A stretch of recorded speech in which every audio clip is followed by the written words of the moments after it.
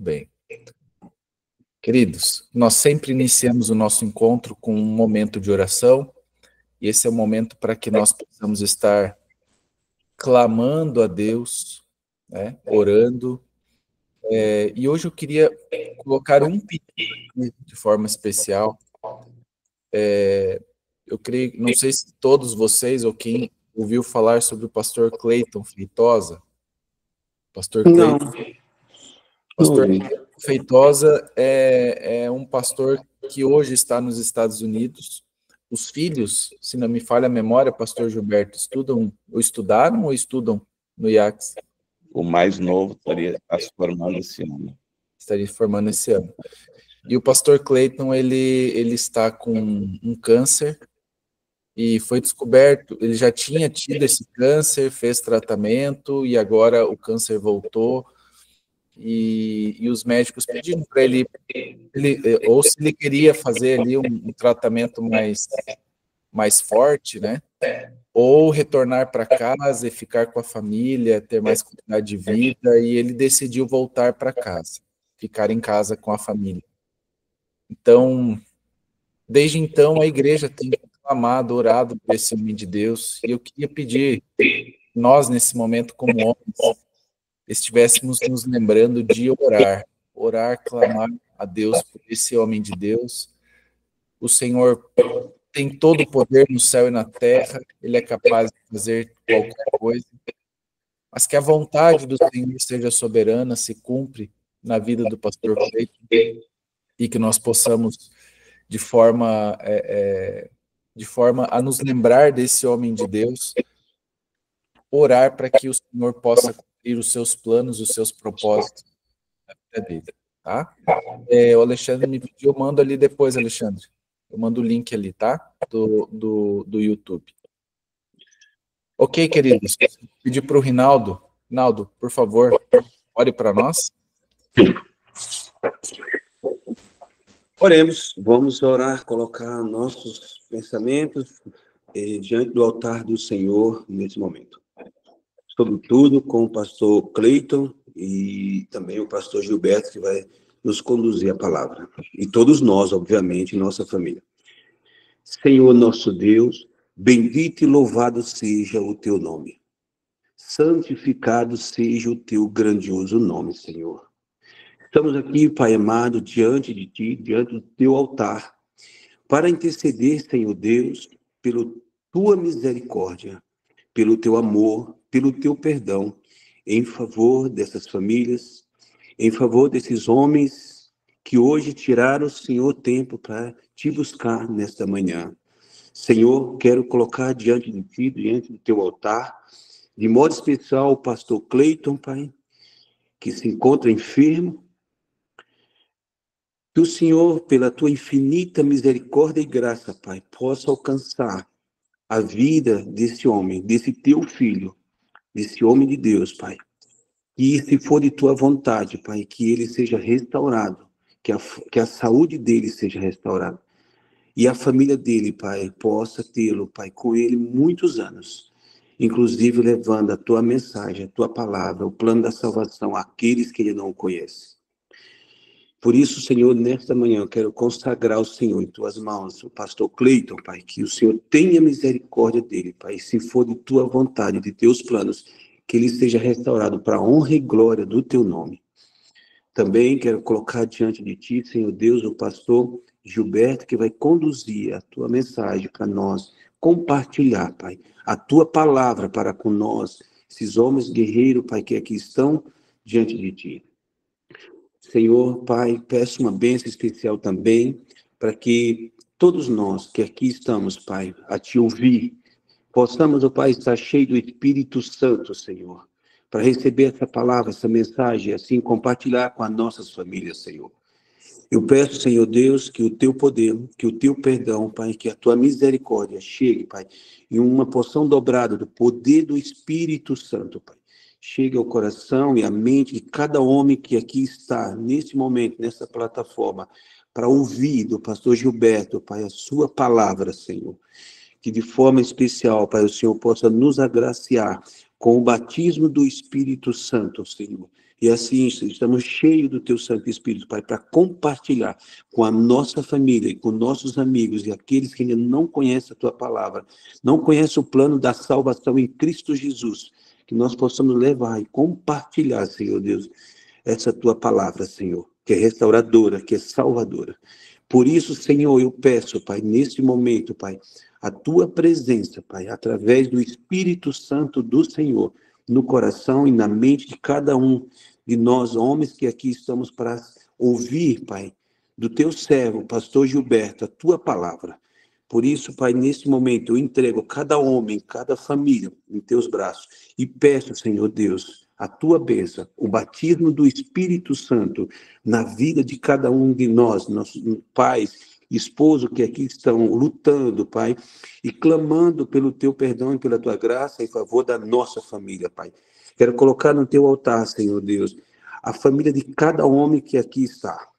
De modo especial, Senhor Deus, pelo Atilíbio, Pai, por essa iniciativa, e todos os líderes que estão aqui também, Pai. Que o Senhor receba, Pai, em Teus braços, Pai, essas famílias aqui representadas, Pai. Que eles recebam de Ti, Senhor Deus, o perdão, Pai. O perdão, Pai, de seus pecados. Por favor, Pai, nos ouva, Senhor. E eu faço isso, Pai, não por nós, Pai, mas pelo amor do Teu Filho Jesus, o qual nós reconhecemos publicamente que é o nosso único e suficiente Salvador. Em nome de Jesus, eu te peço, Pai, te agradeço. Amém, Senhor, e amém. Amém. Amém. Obrigado, querido Rinaldo. Muito bem. Eu quero, nesse momento, convidar aí o nosso pastor Gilberto, agradecê-lo por mais uma vez ter aceito o convite de estar conosco.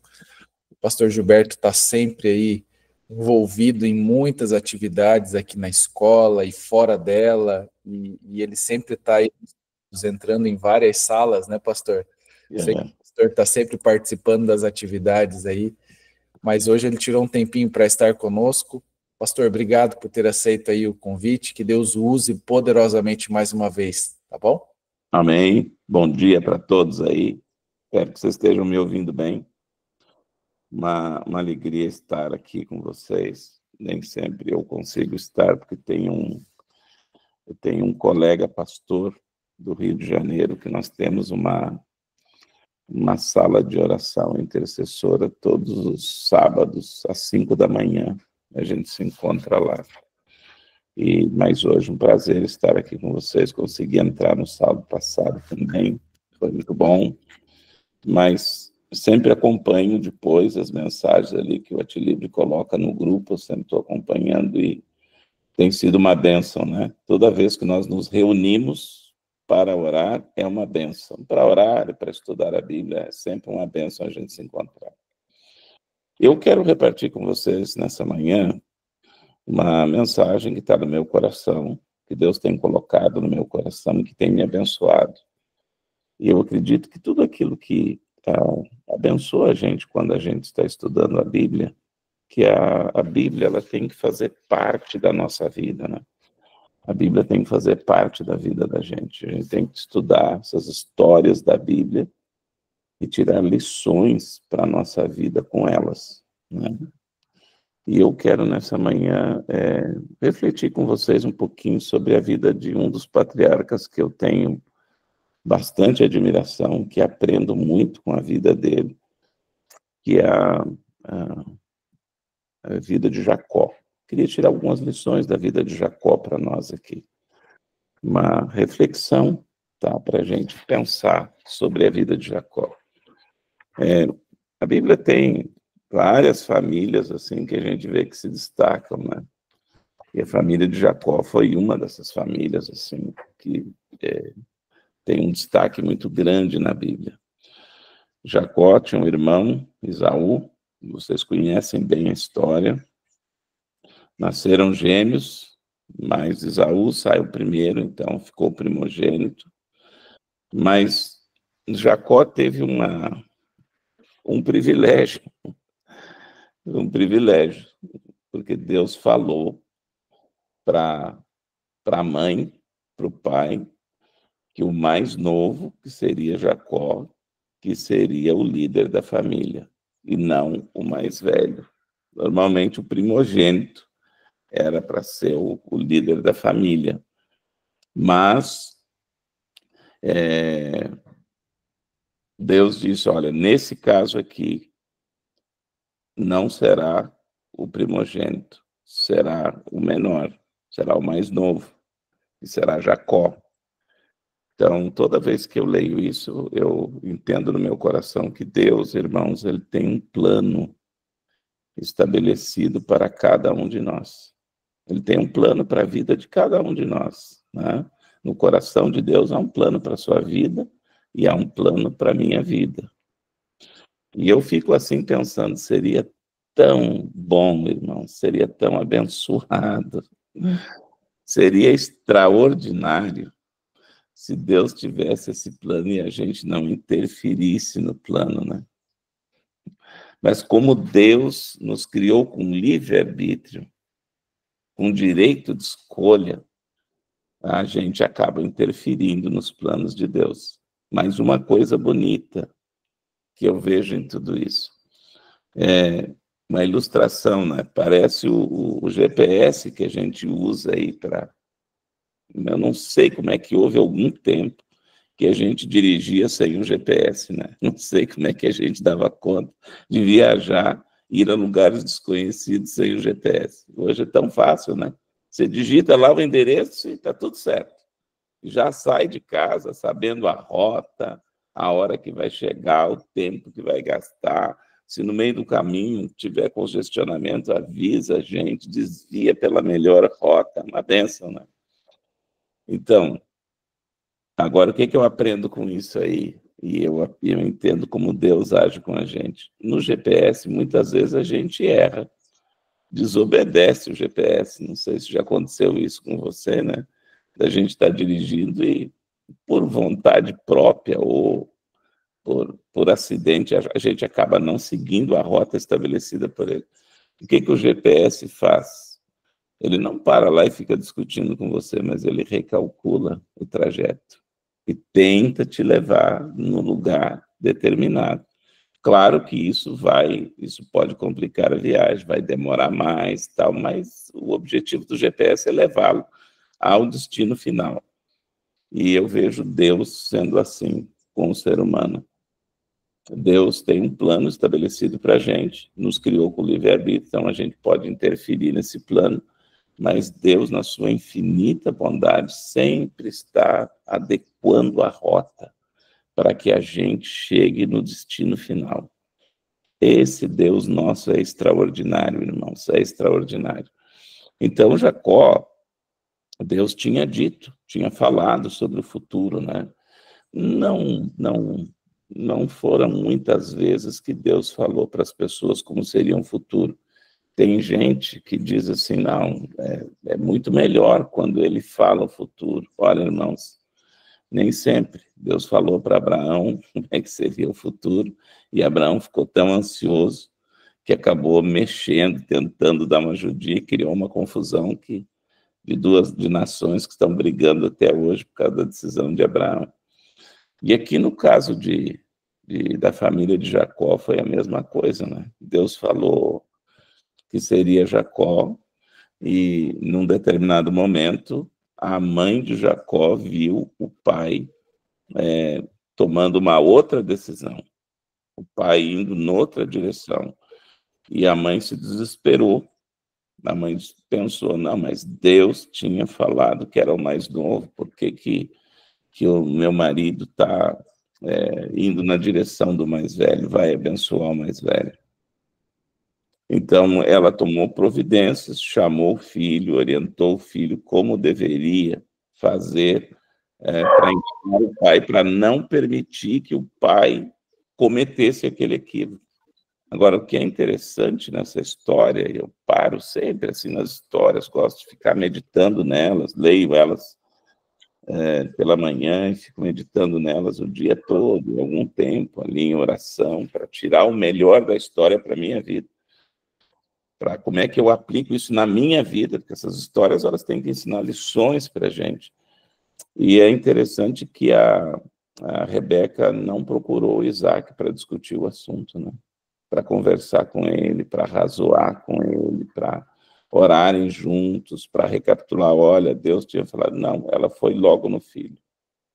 E orientou o filho, e o filho, então, aceitou o plano da mãe, porque Jacó queria muito, né? E aqui eu paro para dizer uma coisa para você e para mim. É bom a gente querer algumas coisas para a vida da gente, mas eu tenho aprendido que a gente tem que ficar preocupado quando a gente quer uma coisa demais e começa a tomar decisões e jogar os pés pelas mãos, tá? A gente, mesmo quando quer muito uma coisa, o que temos que fazer? Orar, irmãos, buscar a orientação de Deus. Buscar a orientação de Deus.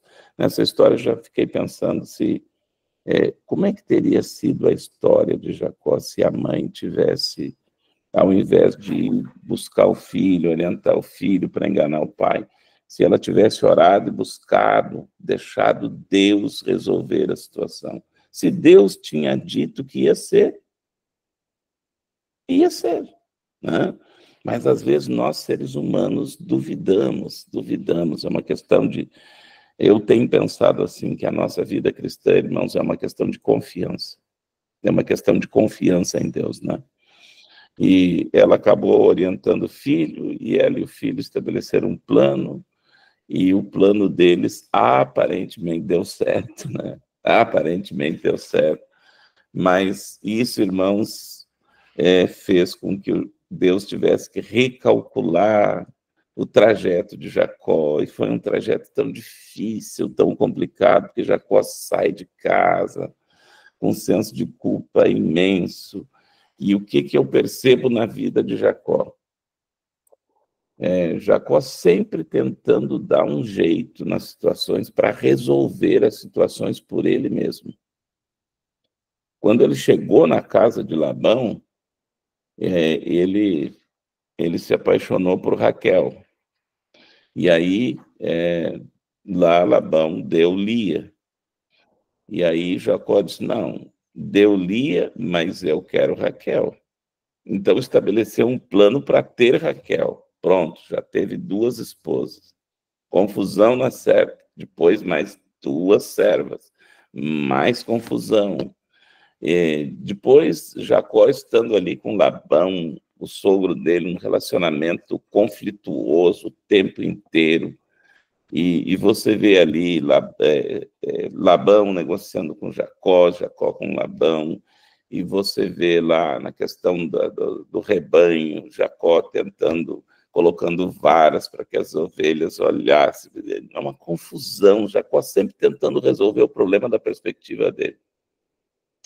Depois chegou a hora de Jacó voltar para casa, Deus orientou que ele deveria voltar para casa, e aí Jacó estabelece o plano. Quando é que ele decide voltar para casa? Fazendo sempre do jeito dele, né? Sempre do jeito dele. E aí ele decide voltar para casa no momento que o sogro não estava. Para sair fugido, conversou com as esposas e tal, e foram embora.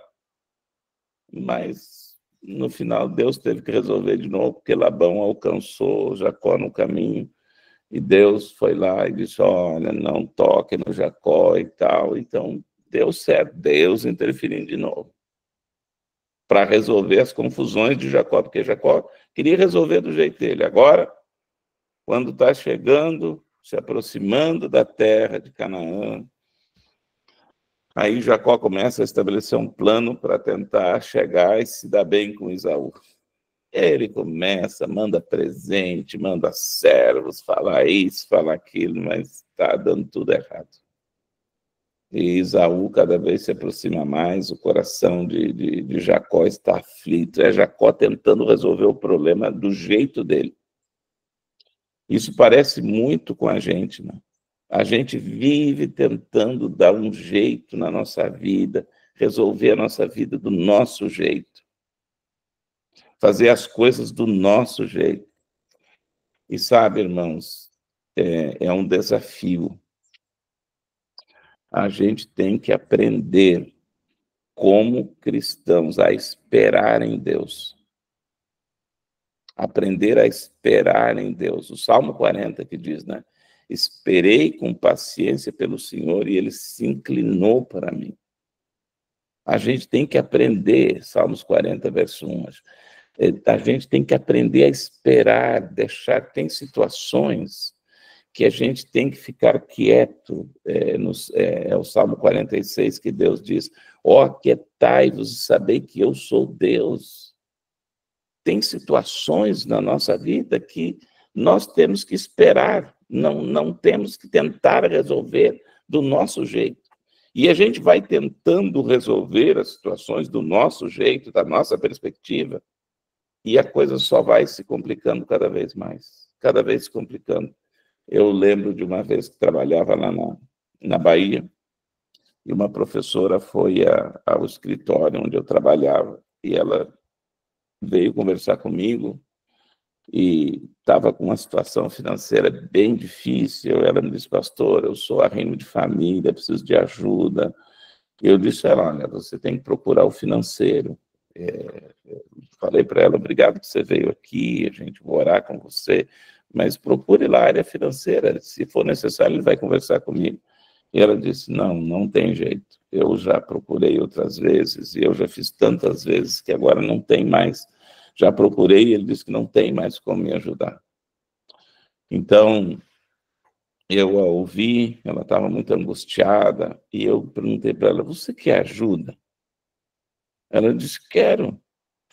Eu perguntei de novo, mas você quer ajuda? Ela disse, quero. Eu falei, você tem certeza que você quer ajuda? Ela disse, tenho, pastor, eu estou desesperada, eu estou aqui buscando ajuda. Eu perguntei pela 4ª vez, tem certeza que você quer ajuda? Ela disse, quero. Eu disse para ela, então, vou contar uma história para você. O pastor Valdeci Lima, que pregou aqui para nós, agora no aniversário do IACS, ele contou essa história quando eu era estudante, era aluno dele. Ele contou na sala, eu contei essa história para ele. Ele falou, um professor me contou a seguinte história.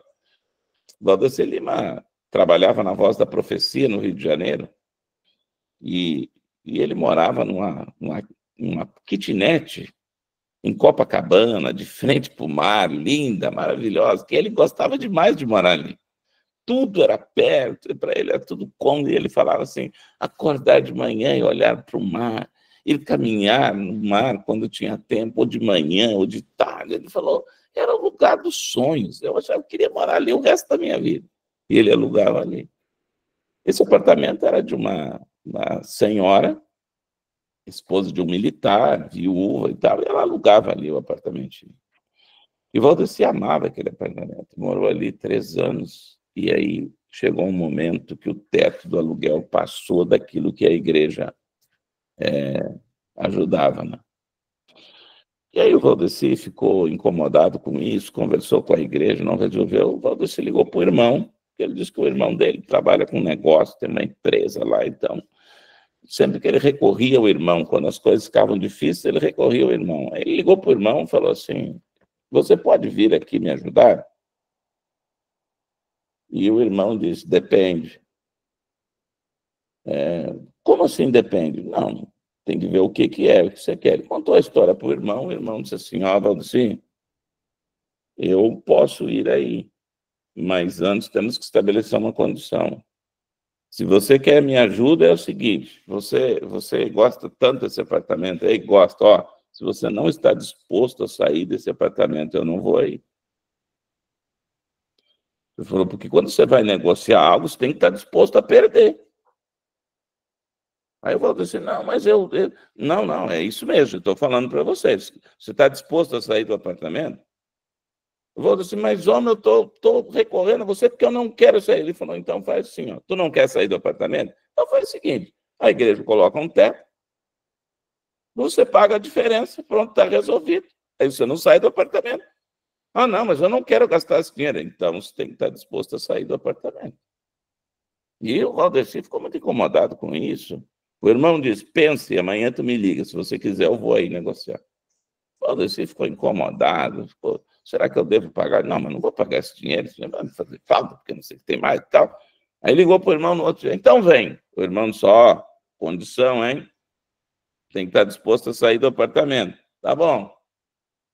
Chegou lá, o irmão foi negociar, o Valdeci aflito por esse momento. O Valdeci estava junto, o irmão chegou lá para a senhora e falou assim, olha, a gente veio aqui agradecer, meu irmão gosta demais desse apartamento, está muito doloroso para ele, mas o apartamento vale até mais do que a senhora está pedindo, a gente reconhece isso, mas a gente veio aqui agradecer porque o teto que ele tem para aluguel não se encaixa e tal, então a gente agradece, lamenta, porque meu irmão queria muito ficar, foi muito bom, morou ali 3 anos e deu tudo certo, a gente agradece, graças a Deus aí nunca atrasou a mensalidade e tal, conversa de negociador.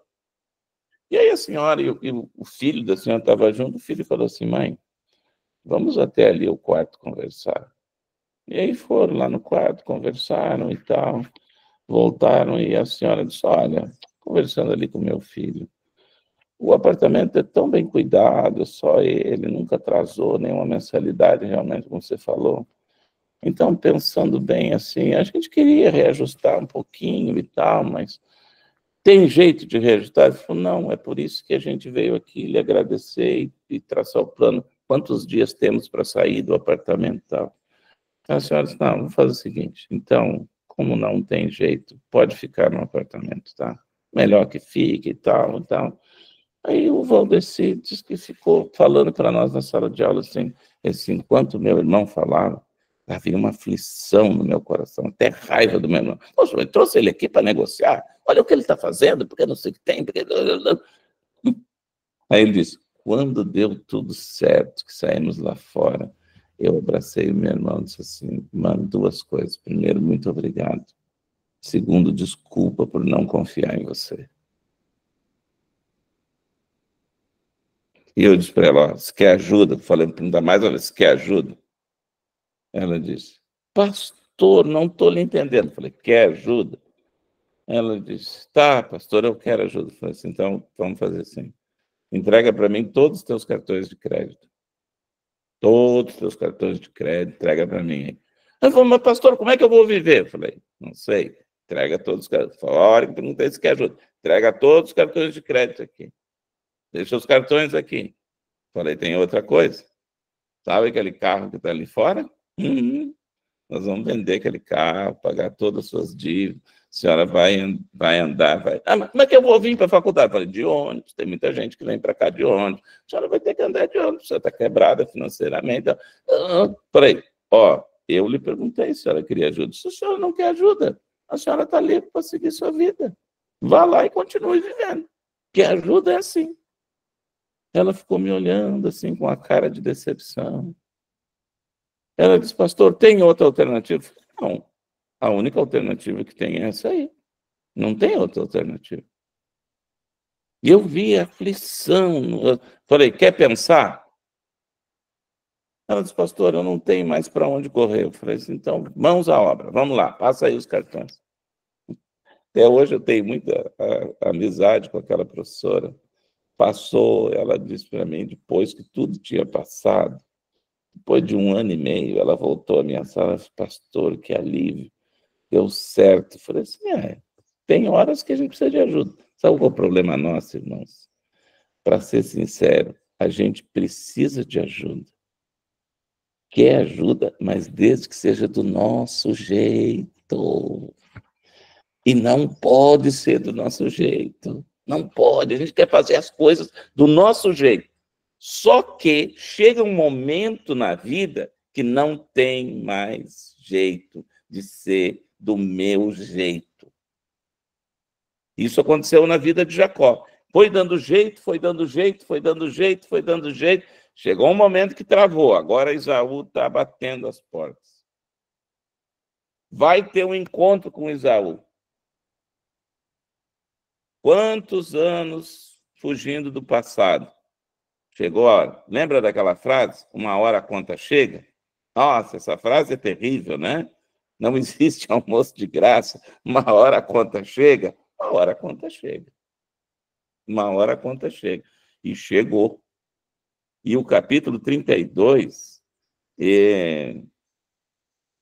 fala disso, de Gênesis. O capítulo 32 de Gênesis fala desse momento crucial da vida de Jacó. É um momento crucial da vida de Jacó, esse aqui, capítulo 32, nós conhecemos. Essa história é bem conhecida. Eu só estou relembrando algumas coisas. E nessa história, do capítulo 32, verso 3, diz: então Jacó enviou mensageiros diante de si a Esaú, seu irmão, a terra de Seir, território de Edom. Enviou mensageiros. Para quê? Para tentar resolver. Era para eles ir lá conversar e não sei o que tem mais. Os mensageiros, verso 6, os mensageiros voltaram a Jacó dizendo: fomos até seu irmão Esaú. Também ele está vindo para se encontrar com o Senhor e traz 400 homens com ele. Nossa! Olha, Jacó com mulher, crianças e alguns servos, e ele 400 homens. Olha o verso 7. Então Jacó teve o quê? Medo e ficou angustiado. Medo e angústia. Quero parar aqui um pouquinho. Olha, desde o Éden, desde que o homem saiu do Éden, desde que Adão e Eva pecaram, esse é o nosso problema, medo. Por quê? O medo, irmãos, é falta de confiança.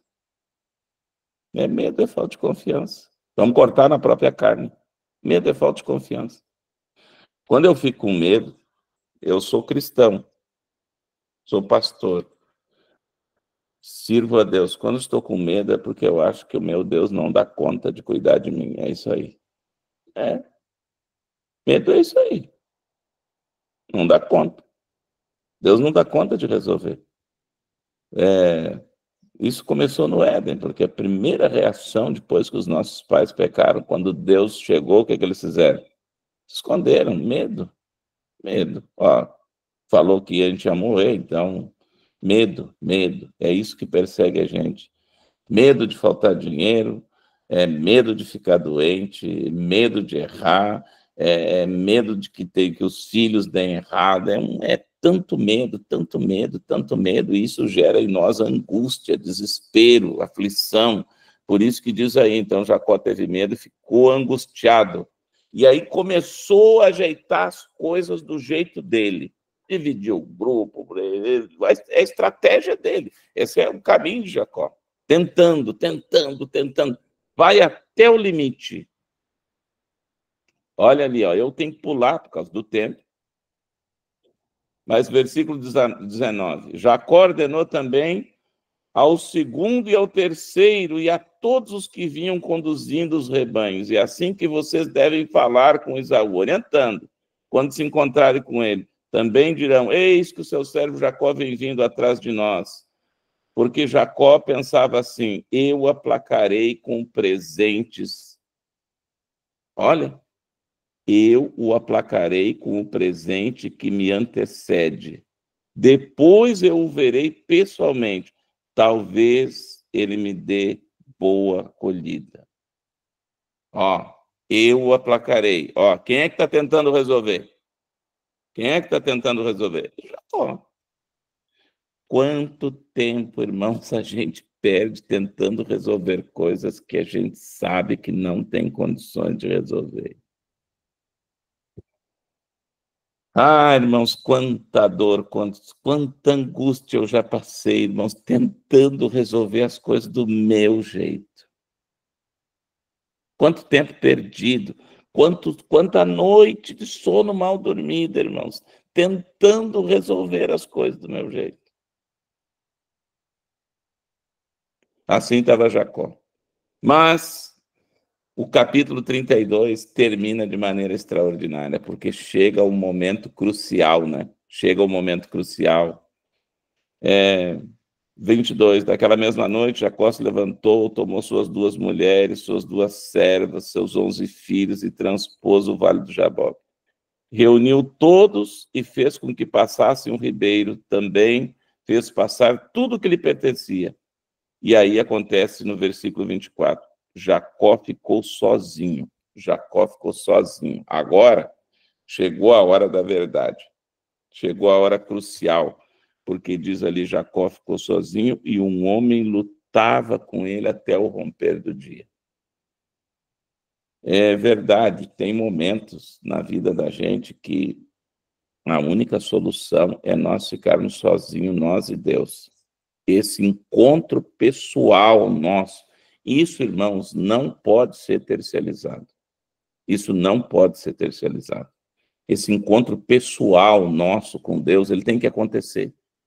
Ele divide ele divide o tempo, o ontem, o hoje, o amanhã, ele vai estabelecer a rota. É esse encontro pessoal que a gente precisa ter com Deus.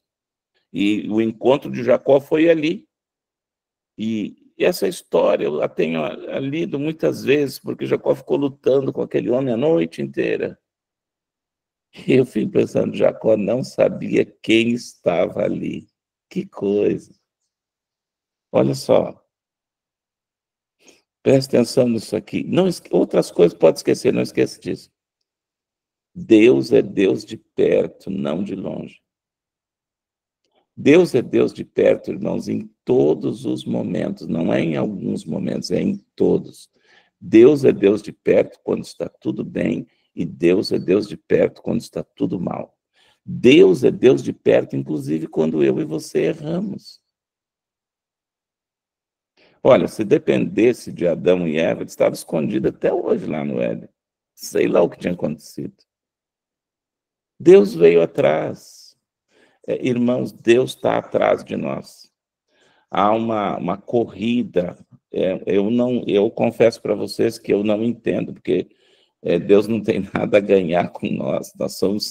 Deus se meteu numa encrenca por nossa causa. Você sabe que o grande conflito, olha aqui, ó, o grande conflito. Eu sempre pensava assim, que o grande conflito era assim, era Satanás que tinha começado o conflito. Não. Deus entrou no grande conflito. O conflito foi começado por nós. Essa é a grande verdade. O grande conflito foi quando nós decidimos desobedecer a Deus, o que é que nós criamos? Conflito. E Deus entrou. Só tem conflito, irmãos, porque Deus entrou. Se Deus não tivesse entrado, mas Deus entrou no conflito. Por que entrou? Porque nos ama. E veio atrás de nós. Criou um conflito. Diz lá, ó, gente, porém inimizade. Quem é que colocou inimizade? Deus. Quando colocou inimizade, pronto, entrei no conflito.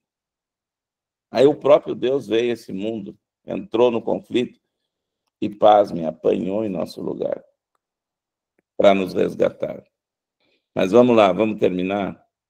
Jacó teve aquela luta frenética a noite inteira. Deus estava ali perto, né? Deus estava ali perto tentando te chamar. E aí acontece uma coisa. Diz aqui que naquela luta, olha o 25, vendo que este não podia com Jacó, tocou-lhe na articulação da coxa. E Jacó sentiu muita dor. No amanhecer do dia deu só, irmão, só um toquezinho na coxa. Só um toquezinho assim. Jacó não soltava, então deu um toquezinho na coxa.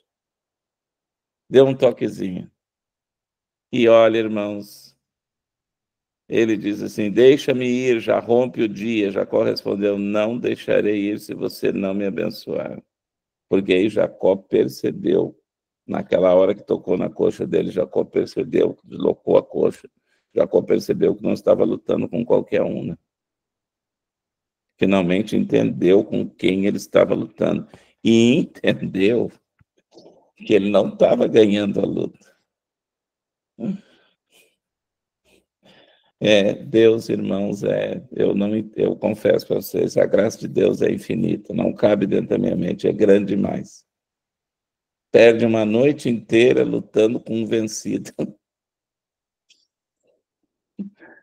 Que coisa, né? Que coisa. Uma noite inteira lutando com um vencido. Podia ter tocado na coxa logo no início. Não. Paciência. Olha, Ellen White diz, no livro Lar Adventista, eu posso achar, ela diz, Deus anda no passo das mulheres e das crianças. Quantas vezes Deus tem andado no passo do Gilberto, né? Oh, Deus. Deus misericordioso esse nosso. Essa história termina.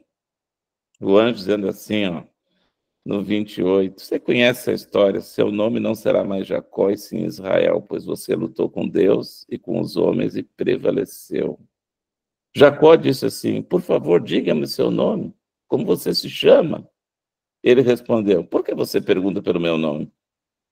E o abençoou ali. Jacó deu àquele lugar o nome de Peniel, pois disse, vi Deus face a face e a minha vida foi salva. Que é esse verso aqui, ó. Nasceu o sol quando ele atravessava Peniel. E agora, guarda isso aqui. E mancava por causa da coxa. Resultado, Jacó ficou manco o resto da vida, né? Por que ficou manco? Aquela era uma lembrança para Jacó, para o resto da vida. Nos momentos de luta que Jacó enfrentou, era uma lembrança de que ele teve um encontro com Deus. E que foi salvo por esse Deus. Termino dizendo para você assim, ó, Deus usa até os mancos. Aquele homem manco, irmãos, entrou no Egito com 70 pessoas. E os estudiosos acreditam, que deve ter saído do Egito ali com Moisés, mais de 2 milhões de pessoas. Você viu o que Deus fez com um manco? A gente às vezes se sente manco, né? São tantos defeitos de caráter, são tantas fraquezas. A gente tem dias difíceis, né? Mas quando a gente se sente assim, a gente pode olhar para a história de Jacó. Deus usa os mancos também, irmãos, não tem problema. Você lembra de Paulo? Para ter um encontro com Deus, teve que ficar cego, né?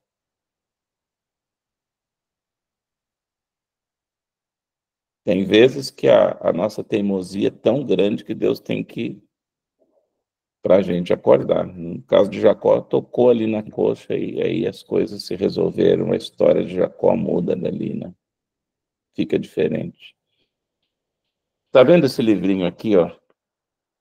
Esse livrinho é Se Eu Começasse Minha Família de Novo. Esse Drescher foi um pastor, psicólogo, professor, que escreveu muito sobre família. Esse homem, nesse livro aqui, tem um capítulo que me chamou muita atenção na época da minha vida. No capítulo 5, ele diz assim, ó, se eu começasse minha família de novo, eu deixaria de orar por minha família. Eu falei, mas como é que eu vou deixar de orar pela minha família? Mas depois ele explica. Sabe de uma coisa? Nós oramos muito pelos outros, né? Ele conta aqui nesse livrinho, dizendo que ele ficava orando para que a esposa fosse uma boa mãe, para que cuidasse dos filhos, para que os filhos fossem bons filhos, que amassem a Deus, que fossem fiéis a Deus. Ele disse que chegou um momento da vida dele que Deus mostrou para ele que ele deveria de orar mais por ele. Como é que ele, como homem, poderia ajudar mais a esposa a ser uma boa mãe? Ajudando a esposa a carregar os fardos da esposa, né? Amando a esposa, cuidando da esposa, para que ela estivesse bem emocionalmente e conseguisse cuidar da família.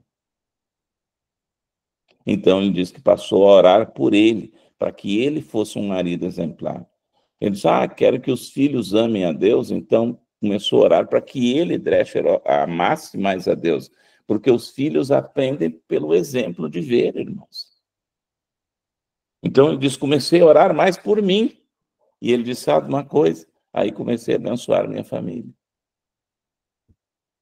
E a minha esposa começou a se sentir melhor.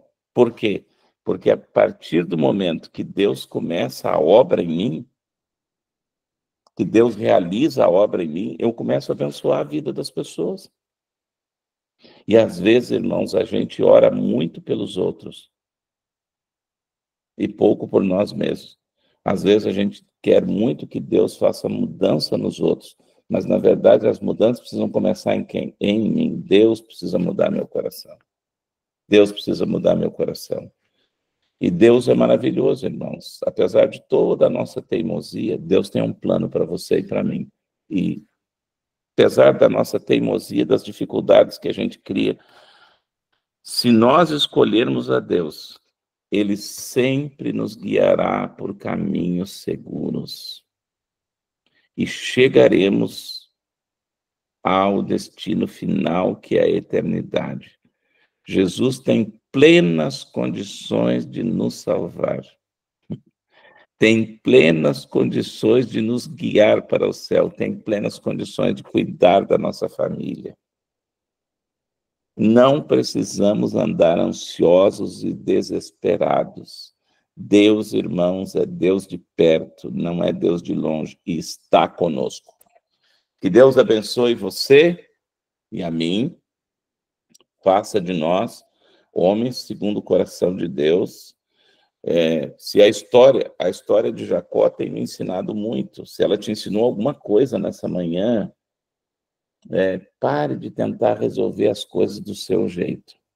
Não é você. Não é você. Eu e você mais criamos problemas do que soluções. Sabe quando que a gente cria soluções? Quando Deus age através de nós. Age em nós e através de nós, né? Lembra de Atos 19, diz assim, pelas mãos de Paulo, Deus operava maravilhas. Não é a gente, é Deus que através de nós. Nós, nas mãos de Deus, podemos abençoar. Nós, nas mãos de Deus, podemos abençoar. Por isso que Drescher diz, a gente precisa orar mais por nós, como homens, como maridos, como pais. Orar mais para que a gente abençoe a nossa família. Para que a gente seja, porque se a gente for um marido amoroso, cuidadoso, generoso, que a esposa da gente enxergue Jesus em nós, irmãos, vai criar um impacto na vida dela e ela vai se sentir abençoada e vai ser uma esposa melhor. Se a gente quer que os nossos filhos sejam cristãos, sejamos nós primeiros, porque eles vão ver em nós e aí a gente vai ter influência sobre a vida deles. Isso, irmãos, nós não damos conta disso, só pela graça de Deus que a gente pode ser esse homem que abençoa. Muito obrigado pela atenção, que Deus abençoe muito vocês, tá? Que coisa maravilhosa, pastor. Eu estava aqui ouvindo essa história e eu me lembrei, por exemplo, de Davi. Davi, quando ele ia sair para as guerras, né? A Bíblia fala que ele sempre consultava o Senhor. É isso mesmo. Eu vou para lá, vou para cá, faço isso, faço aquilo, e Deus ia falando, né? Ia dizendo o que ele tinha que fazer, né? Isso. E o pastor mencionou o Salmo 40 ali, né? Então, como é importante a gente tirar a mão do controle. Esse, para mim, tem sido assim um desafio, pastor, é um desafio para mim. É verdade. O nosso lugar na viagem, todos nós estamos viajando para o céu. Todos nós. O nosso lugar na viagem não é no lugar do motorista, é no banco do carona. Não tem jeito. Na viagem para o céu, eu tenho que dizer constantemente, Gilberto, seu lugar não é aí. Seu lugar é no banco do carona. E eu não sei você, mas a gente que dirige, às vezes, tem dificuldade de sentar no banco do carona, né? E quando senta, quer ficar dando opinião. Já notaram isso? Isso. Um dia eu estava viajando com um amigo. Nós estávamos fazendo uma viagem. E eu estava dirigindo. E toda hora ele dava opinião. Primeira oportunidade que tive, eu parei o carro e disse para ele, amigo. Ele falou, mas já? Já cansou? Eu falei, não estou cansado. Estou perfeitamente em condições de dirigir. Eu falei, mas não dá para dirigir com você. Porque você fica dando opinião toda hora. Então, vem aqui. Eu falei, vai ser melhor. Você vai sofrer menos e eu não vou passar raiva. Vem, senta aqui. Eu falei, não, mas eu falei, senta aqui, você vai dirigir agora. Some aí. Você não está querendo dar opinião? Vai dirigir aí. É isso, irmãos. Ainda bem que Deus é paciencioso, não leva em consideração as nossas idiocracias, as nossas teimosias. Mas nosso lugar na viagem, irmãos, é no banco do carona. E o melhor, durma, descanse. Deus ele tem plenas condições de levar você e sua família, eu e minha família, para o céu. Amém, amém. E é um desafio porque, ao mesmo tempo que nós estamos sentados no carona, dentro da nossa casa, nós estamos com a mão no volante. É isso mesmo. E é sempre essa luta que às vezes a gente tem que ter, né? Ao mesmo tempo que a gente assume um papel de liderança, nós temos que entender que nós estamos sobre a direção de Deus, devemos estar, né, sobre a direção de Deus. É Deus, eu sendo submisso a Deus, e aí a minha família sendo submissa à minha liderança, né? Amém? Coisa maravilhosa. Legal. Pastor, tem alguns que levantaram a mão aqui. O Marco Almeida. Marco, abre o teu áudio aí, Marco. E pode falar. Não sei se está me ouvindo.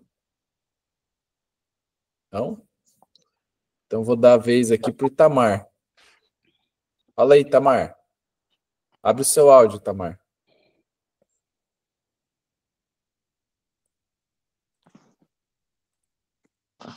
Agora sim. Agora Bom sim. dia, pastor Gilberto. Bom dia. Feliz sábado a todos os irmãos. Que alegria revê-lo. Deus abençoe o senhor ricamente, sua família. Obrigado. Que mensagem maravilhosa, viu? Muito Amém. feliz, viu? Amém. Feliz sábado a todos e Deus abençoe você, a todos os amigos aqui também, companheiros, valentes, homens firmes aí, tá? A Tilime Amém. também, Um família, todos queridos. Um grande abraço. Saudade do amigo. Obrigado, Itamar. Ronaldo, contigo, Ronaldo. Bom dia, feliz sábado. Prazer, pastor Gilberto, obrigado pela mensagem. Amém. Eu estava pensando no tempo em que desejava ser pai. Hoje nós temos a bênção de ter uma menina e um mocinho, e teremos a alegria do pastor Gilberto apresentar no próximo sábado, se ele tiver agenda programada. E estávamos lá no período da pandemia, e nós éramos casal recém-formado, né? E os médicos diziam, vocês precisam entrar na fila de adoção. Vocês precisam entrar na fila de inseminação artificial do SUS, de repente, ou fazer um plano de fertilização in vitro. Vocês precisam usar até mesmo os hormônios para estimulação, e fazer contagem, e fazer cirurgia de videolaparoscopia. Aí eu pensei assim, esposa, olha, nossa janela biológica, ela já está num certo risco. Aí lançaram a pandemia. Pensei, pronto, agora fizeram esse brete para nós, agora que acabou, né? Eu pensei assim, bom, o casamento é para toda a vida. Eu disse, esposa, nós estamos presos na mesma casa, vamos aproveitar o nosso castigo e deixa assim, a gente não consegue resolver. Aí foi o momento de Deus começar a dizer, então deixa para mim. Amém. Nós voltamos de Gramado e a esposa vomitou. Eu disse, mas olha só, nós temos que parar de comer essas gulodices, porque pelo jeito não é muito bom para a sua saúde. E aí ela passou uns dias mais preocupada e deu estalo e fez 3 exames num mesmo dia e descobriu que havia uma gravidez em curso. Amém. Aí ligou o médico, que era o especialista, que dizia, nós vamos resolver para vocês. Ele disse, já pode vir, agora nos nossos protocolos cheios de máscaras, já podemos fazer a cirurgia de videolaparoscopia. Aí disse, doutor, não precisa mais, já está resolvido. E aí eu lembrei, quando eu fui num médico, a primeira vez que eu fui no urologista, todo desconfiado desse profissional, né, que nós homens não deveríamos ter receio, mas ele disse assim, eu não vou nem te dar para fazer contagem de espermatozoides, porque se eu te disser para fazer esse exame, só de ansiedade você já vai diminuir a quantidade de células reprodutivas. Então, ele disse assim para mim, se tu ficar ansioso é pior ainda, deixa acontecer. E aí eu lembrei da frase que diziam, se você despreocupar, aí Deus faz a parte dele. Nós chegamos naquela fase a entender que Deus é o dono da vida, e naquelas horas em que a ansiedade só estraga o resultado, ficar sossegado é a melhor coisa. Deus abriu a madre de tal forma que nós vimos assim, é por Ele, é Ele que faz, e a gente vai junto. Banco do carona, gostei muito dessa expressão.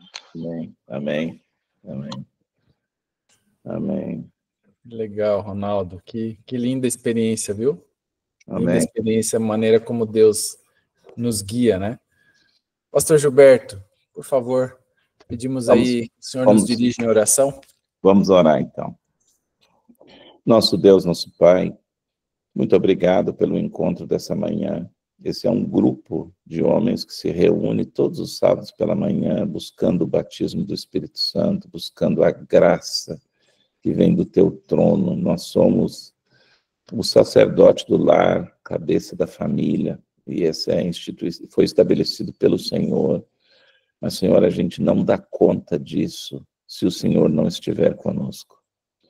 Assim como o Senhor enche o nosso coração de paciência, de tranquilidade, de fé, por ver a sua paciência com Jacó. Jacó interferiu no plano, ele e a mãe, complicou o plano, mas o Senhor foi direcionando, e tudo aconteceu no seu tempo. Ó Deus, olha para o coração de cada um de nós aqui, cada um de nós vive uma situação de vida diferente. O Senhor conhece aquilo que nós temos vivido e experimentado. Se há entre nós aqui alguém que está ansioso, preocupado, angustiado, com as situações da vida, qual é meu pedido nesta manhã? Dê paz ao nosso coração, Senhor. Dê paz ao nosso coração, fortifica a nossa fé, Senhor. Se for preciso fazer como o Senhor fez com Jacó para chamar a nossa atenção, o Senhor tocou na coxa de Jacó para ele entender com quem ele estava lutando. Pode tocar em nós, Senhor. Mesmo que a gente grite, reclame, pode tocar para a nossa salvação. Pode tocar, Senhor.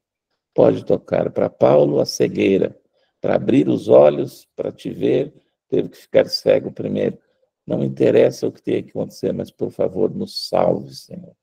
Toma o nosso coração, Senhor, para ser teu. Porque ele é tua propriedade, mas a gente é tão fraco que a gente não consegue dar. Toma o nosso coração, conserva ele puro, salva-nos a despeito de nós mesmos, Senhor, tão fracos, tão dessemelhantes de Cristo. Nos molde, nos forme e nos eleve, Senhor, para uma atmosfera pura e santa, onde as ricas correntes do teu amor possam fluir e a gente possa ser uma bênção, primeiro dentro da nossa casa, o maior campo missionário, e depois fora dela. Nós oramos em nome de Jesus. Amém. Amém. Amém. Deus seja louvado. Obrigado, pastor Gilberto. E com o Alexandre que levantou a mão. Quer falar, Alexandre? Levantei. Bom dia. Meu primeiro dia na sala. Bom dia. Legal. Não sei nem se eu poderia levantar a mão depois da oração. Eu sei que nós temos horário. Não, mas pode falar, querido. Durante a oração, durante a oração do pastor, meu coração foi movido a falar alguma coisa muito rápida, porque talvez alguém aqui esteja passando pelo que eu passei. Eu sou da Igreja Central de Brasília, na Asa Sul. Fui batizado recentemente, em 2019, 28 de setembro de 2019. Não sou de família adventista, não sou de adventista de berço, como se fala, pelo contrário, né? Eu sou natural de Porto Alegre, e quem é aqui do Rio Grande do Sul sabe que o Rio Grande do Sul tem uma cultura religiosa tudo misturado, a pessoa no domingo vai na missa, na segunda vai na cartomante, e na terça vai na vidente. Então, a vida foi assim, a vida espiritual foi bem desregrada, mas eu vi depois que me converti, eu vi Deus em suas ações me conduzindo para Ele ao longo do tempo, mesmo quando eu nem sabia que Ele existia.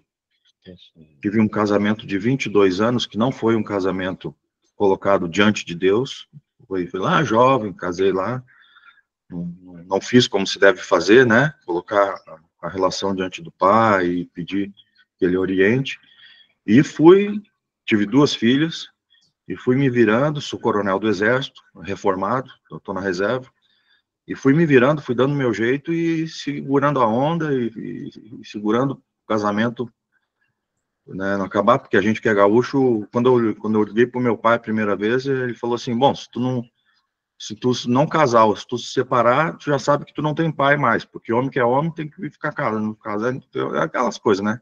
Sim. A psicologia do chicote. Aí, em janeiro de 2023, ano passado, vai fazer 2 anos, eu pedi o divórcio, depois de muita luta interna, e durante quase um ano, Deus me levou, viu, pastor Gilberto? Foi pelo senhor que eu lembrei, pelas suas palavras que eu lembrei disso. O senhor falou assim, ó, Deus é um Deus de perto e a gente tem pontos de inflexão que dividem o tempo. E nesse tempo nós devemos ficar sozinhos com Deus. Logo em janeiro de 22, com a situação do divórcio, Deus me levou para uma kitnet, num bairro afastado, onde eu fiquei muitos meses morando ali, sozinho. A janela não dava nem para o lado de fora do prédio, a janela dava para dentro do prédio, para aqueles lugares que é um respirador. Reorganizando a vida toda, muita depressão, muito sofrimento, muito choro, muitas noites chorando, sem entender que eu tinha orado tanto pela família, o que tinha acontecido, onde é que estava o erro? E depois de tudo isso, aos poucos, Deus foi falando no meu coração que eu deveria ter orado mais por mim, que talvez por mim ele tivesse agido de uma forma diferente. Deus revelou também que não era a vontade dele que eu ficasse naquela relação, porque não foi uma relação escolhida por Deus e abençoada por Deus. E Deus me tirou daquele lugar. Hoje, eu estou morando no melhor apartamento que eu já morei na vida.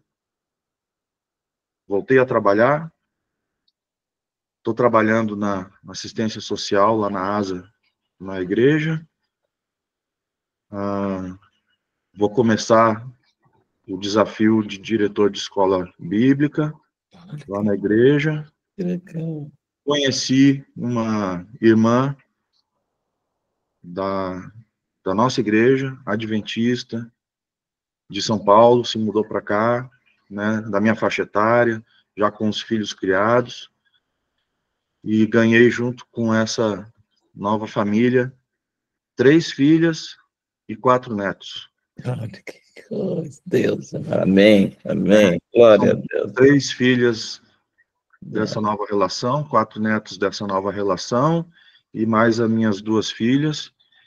Deus me deu, tenho ansiedades, claro, tenho ansiedades, tem campos da minha vida que eu ando ansioso, mas lhe ouvindo hoje, pastor, eu tenho a consciência que eu tenho que me aquietar, amém, resolver, porque ele tem um tempo para tudo, e esse tempo de noite, de escuridão, foi lá naquela kitnet, onde muito sofrimento, muita dor ficou ali. Se alguém dos nossos 40 e poucos que estão aqui, 37,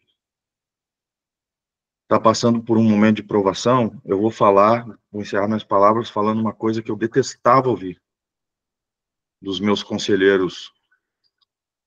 Olha, tudo passa. Olha, confia em Deus, tudo passa. Me dava uma raiva, que eu ficava pensando assim, ó, esse cara tá falando isso porque não é ele, né? Porque se fosse ele, tudo passa. Mas quem tá sozinho, chorando de noite, sou eu. Mas, olha, se tem alguém aqui, algum dos irmãos aqui que está passando, e não precisa se manifestar, porque isso é uma coisa muito privada, muito particular, né? Por desafios familiares, na vida pessoal, é verdade, gente. Tudo passa. É verdade. Deus é um Deus de perto, ainda que a gente não veja. Ainda que a gente se sinta solitário, ainda que a gente chore, ainda que a gente se sinta abandonado, ainda que a gente olhe e fale assim, poxa, Deus, tu me abandonou. Mas olha, espera um pouquinho que passa. Amém. Depois que passa, quando vem o que Deus coloca na tua vida, eu posso dar o testemunho. Você vai receber muito, muito, muito mais do que você pediu no momento de angústia. Amém, amém. Louvado seja Deus. Obrigado pelo seu testemunho, hein? Fui abençoado pelo seu testemunho aqui. Muito obrigado. Alexandre, muito obrigado, querido. Que Deus continue abençoando você. Permaneça sempre conosco aqui. Todos os sábados nós estamos aqui nesse encontro de fé para compartilhar da palavra de Deus, e ouvir testemunhos é realmente maravilhoso. Muito obrigado. Queridos, eu queria desejar um feliz sábado para todos vocês, com a paz de Deus, que Deus possa acompanhá-los aí nas atividades que vocês farão nesse dia sagrado, nesse dia especial. E no sábado que vem nós estaremos aqui para a honra e glória de Deus. Pastor Gilberto, mais uma vez, muito obrigado pelo seu apoio aí a este grupo, tá bom? Amém, louvado seja Deus. Um abraço, irmãos, tudo de bom. Bom sábado, Alexandre, gente. Deus te abençoe aí, a sua família. Feliz sábado para vocês aí. Mais tarde tem investidura. Abraço para vocês. Aí, ó, o desbravador aí. Isso aí.